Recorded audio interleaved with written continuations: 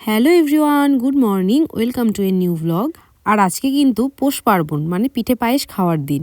তাই প্রথমেই সবাইকে জানাই শুভ পৌষ পার্বণ।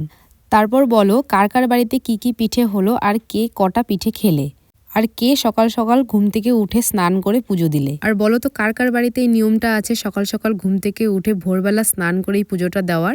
আমাদের বাড়িতে কিন্তু এই নিয়মটা আছে যে বাড়ির ছেলেদেরকে সকালবেলা ঘুম থেকে উঠে এই পুজোটা দিতে হবে। এই দেখো আমার ভাই এবছর দিচ্ছে, অন্যবার কিন্তু বাবাই দেয়, কিন্তু এবছর বাবা দেয়নি, ভাইকে জোর করে দেওয়ানো হয়েছে। ও কিন্তু সকালবেলা মানে ভোরবেলা স্নান করে এসে এখানে পুজো দিচ্ছে।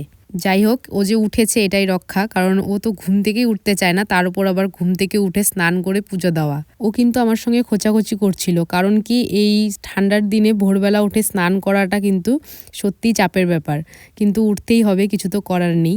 আর এইদিকে দেখো এখনও কিন্তু অন্ধকারই রয়েছে, পরিষ্কার হয়নি। এই ভিডিওটা প্রায় 3:30 4টার সময়ের ভিডিও।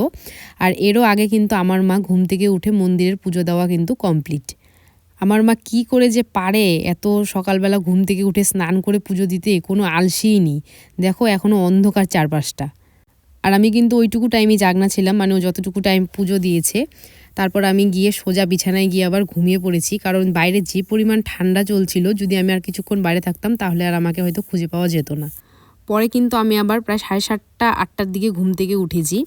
আর আমি তখন ঘুম থেকে উঠে দেখলাম অন্যবারের মতো কিন্তু এবছর ঠান্ডা নেই। অন্যবার পৌষ পার্বণের দিন কিন্তু একদম চারপাশ কুয়াশায় ঢেকে থাকে, কিন্তু এবছর কিন্তু তেমনও ঠান্ডা ছিল না। সকালবেলা ঘুম থেকে উঠে দেখি চারপাশে রোদ উঠে গেছে। আর উঠে দেখি এদিকে আমার ঠাম্মার কিন্তু পিঠে ভাজা শুরুও হয়ে গেছে। আর আমার ঠাম্মা কিন্তু গ্যাসের থেকে উনুনে কাজ করতে বেশি পছন্দ করে। আর ঠাম্মা বলে যে উনুনে আর কি বেশি সুবিধা হয় আর কি ঠাম্মার, আর গ্যাসের থেকে উনুনের রান্না নাকি বেশি টেস্ট আর বেশি তাড়াতাড়িও হয়। আসলে আগেকার দিনের মানুষ তো, তাই হয়তো উনুনেই বেশি সুবিধা পায়। এরপর আমি আমার রোজকার কাজকর্ম সেরে এখন যাব আমি স্নানে। আর আজকে ভাবলাম একটু তাড়াতাড়ি স্নান করে নেব, কারণ আমি প্রত্যেক দিনই দেখি আজকাল দেরি করে স্নান করছি। আর এই কারণেই হয়তো আমার রাতে ঠান্ডা সর্দি লেগে যাচ্ছে, আর প্রত্যেকদিন আমার ওষুধ খেয়ে কিন্তু ঘুমোতে হচ্ছে। আর একবার যদি সত্যি আলসামি লেগে যায়, পরে আর স্নান করতে করতে সত্যি বেলা হয়ে যায়। তোমার স্নান দান তো কমপ্লিট। এখন আমি ঘরে এসে কিন্তু হাতে পায়ে ক্রিম মেখে নিলাম, আর মুখেও ক্রিম মেখে নিলাম, কারণ শীতকালে যদি এইটুকু স্কিনের যত্ন না করি তাহলে কিন্তু আমার মুখের দিকে আর তাকানো যায় না, সত্যি খুব খারাপ অবস্থা হয়ে যায়। আর তারপর আমি দুপুরে খাওয়া দাওয়া সেরে কিন্তু চলে গিয়েছিলাম টিউশন পড়াতে। আর এখন আমাকে অনেকটা দূর দিয়ে যেতে হয়, কারণ মাঠের মাঝখান দিয়ে বেড়া দিয়ে দিয়েছে, যাওয়া আসার রাস্তা বন্ধ। আর আমি সন্ধ্যাবেলা টিউশন পড়িয়ে বাড়িতে এসে দেখি আমার মার কিন্তু পিঠে ভাজা মোটামুটি সব কমপ্লিট, সবই করেছে, কিন্তু এবার অল্প অল্প করে।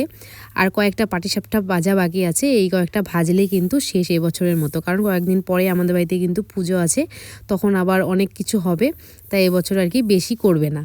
তাও দেখো কম কিন্তু করেনি, পাটিসাপটা করেছে, তারপর মালপোয়া করেছে, আরও কত এই পুরগুলো রেখে দিয়েছে, ক্ষীর, তারপর আরও তিল ফিল কী সব আরও হয়তো করবে, কি জানি আমি জানি না। আর এগুলো ঝাল করি, আমি তো শুধু এগুলোই খাই। আর এদিকে কিন্তু আমার সোনামাও আমাকে বলে দিয়েছে, সোনামা মানে আমার কাকিমুনিও বলে দিয়েছে সন্ধ্যাবেলা যাওয়ার জন্য। এখন ওই বাড়িতেই যাচ্ছি আমি আর আমার মা, আর আমার পিস্তত ভাইও এসেছে, ওকে নিয়ে যাচ্ছি। আর গিয়ে দেখি আমার ঠাম্মা কিন্তু এই আয়োজন নিয়ে বসেছে। আর আমার ঠাম্মা তো একদম পিঠে ভাজার ওস্তাদ। এই দেখো এত বয়স হয়ে গেছে, তাও দেখো কি সুন্দর হাতের কাজ, এত সুন্দর করে পিঠে বানায়, আর পিঠের চারপাশ দিয়ে কাজ করে, আমাদের হাতে এখনও কিন্তু আসে না।